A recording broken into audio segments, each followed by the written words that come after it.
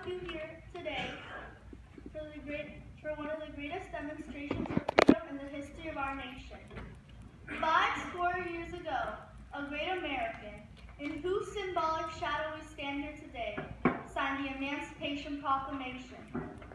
This momentous decree became as a beacon of light of hope to millions of Negro slaves who had been seared in the flames of liberty and justice. It became as a joyous daybreak for the long night of their captivity. But 100 years later, the Negro is still not free.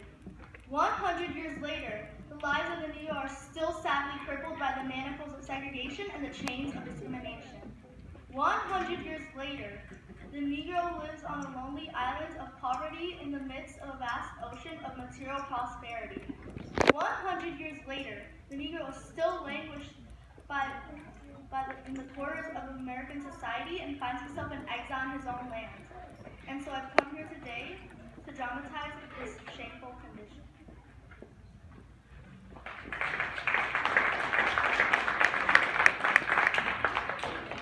In a sense, we've come to our nation's capital to cash a check.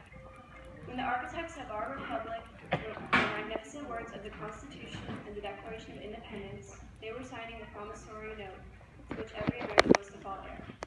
This note was a promise that all men, yes, black men as well as white men, would be guaranteed the unalienable rights of life, liberty, and the pursuit of happiness. It is obvious today that America has defaulted on this promissory note, insofar as we are citizens of color concerned. Instead of honoring this sacred obligation, America has given the Negro people a bad check, a check which has come back marked insufficient funds. But we refuse to believe that the Bank of Justice is bankrupt. We refuse to believe that there are insufficient funds in the great vault of opportunity of this nation. And so, we've come to cash this check, a check that will give us, upon demand, the riches of freedom and the security of justice.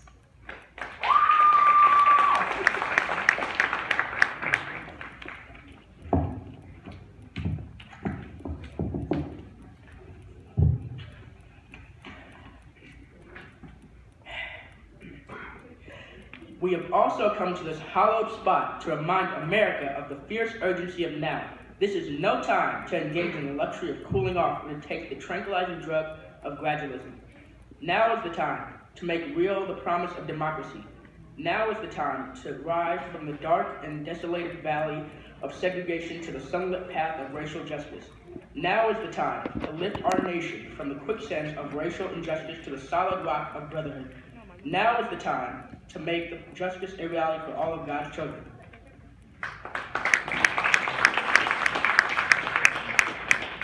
It would be fatal for the nation to overlook the urgency of the moment. This sweltering summer of the Negro's legitimate discontent will not pass until there is invigorating autumn of freedom and equality. 1963 is not an end, but a beginning.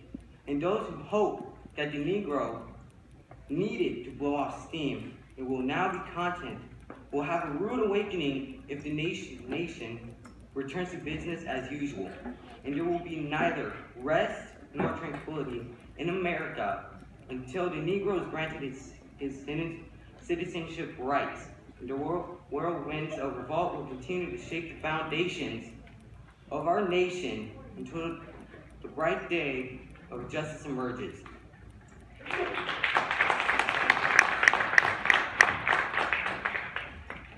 But there is something that I must say to my people who stand on the warm threshold which leads into the Palace of Justice. In the process of gaining our rightful place, we must not be guilty of wrongful deeds. Let us not seek to satisfy our thirst for freedom by drinking from the cup of bitterness and hatred. We must forever conduct our struggle on the high plane of dignity and discipline. We must not allow our creative protest to degenerate into physical violence. Again and again, we must rise to the majestic heights of meeting physical force with soul force. The marvelous new militancy which has engulfed the Negro community must not lead us to a distrust of all white people. For many of our white brothers, as evidenced by their presence here today, have come to realize that their destiny is tied up with our destiny, and they have come to realize that their freedom is inextricably bound to our freedom.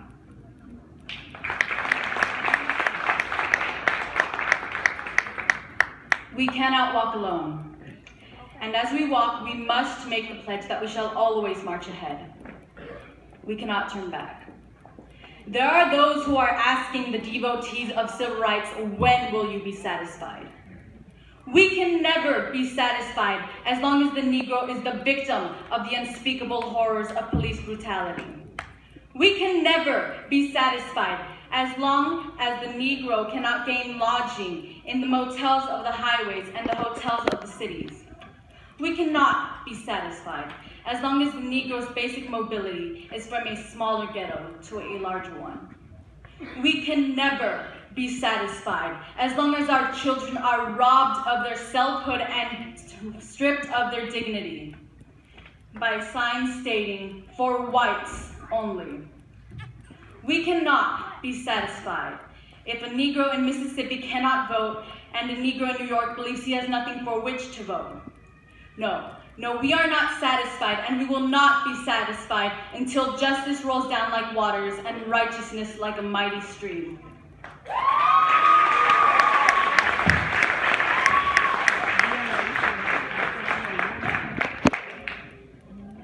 I am now mindful that some of you have come here out of great trials and tribulations. Some of you have come fresh from narrow jail cells. And some of you have come from areas where your quest for freedom left you battered by the storms of persecution and staggered by the winds of police brutality. You have been the veterans of a creative suffering. Continue to work with the faith that unearned suffering is redemptive. Go back to Mississippi. Go back to Alabama.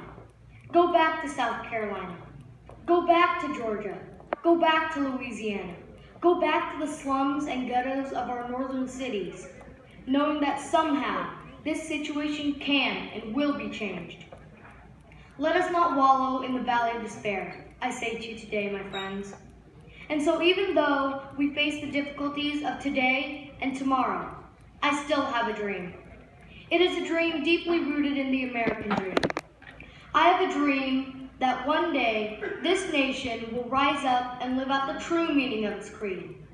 We hold these truths to be self-evident, that all men are created equal.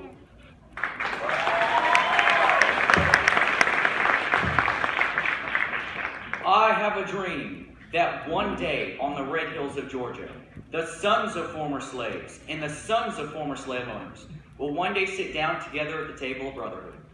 I have a dream today that even in the state of Mississippi, a state sweltering with the heat of injustice, sweltering with the heat of oppression, will one day be transformed into an oasis of freedom and justice.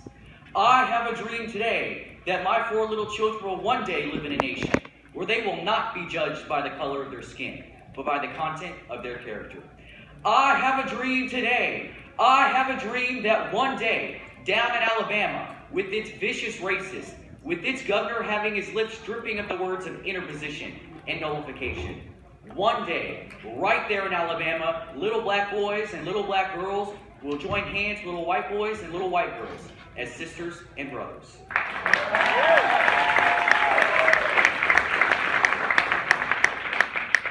I have a dream today. I have a dream that one day every valley shall be exalted, and every hill and mountain shall be made low. The rough places will be made plain, and the crooked places will be made straight. And the glory of the Lord shall be revealed, and all flesh shall see it together. This is our hope, and this is the faith that I go back to the South with. With this faith, we will be able to hew out of the mountain of despair a stone of hope. With this faith, we will be able to transform the jangling discords of our nation into a beautiful symphony of brotherhood. With this faith, we will be able to work together, to pray together, to struggle together, to go to jail together, to stand up for freedom together, knowing that we will be free one day.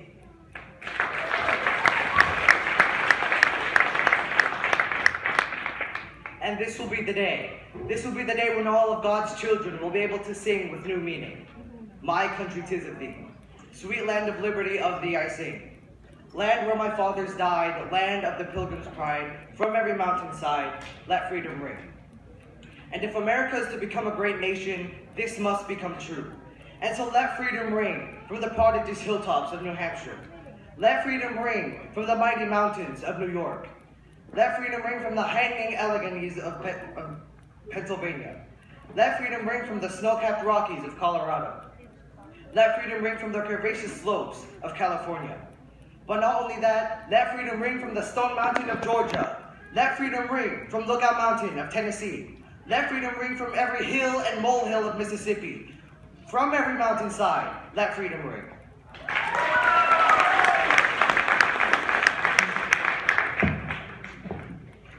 And when this happens, and when we allow freedom ring, when we let it ring from every village, and every hamlet, from every state and every city, we will be able to speed up the day when all of God's children, black man, white man, Jews, Gentiles, Protestants, and Catholics will be able to join hands and sing in the word of the old Negro spirituals.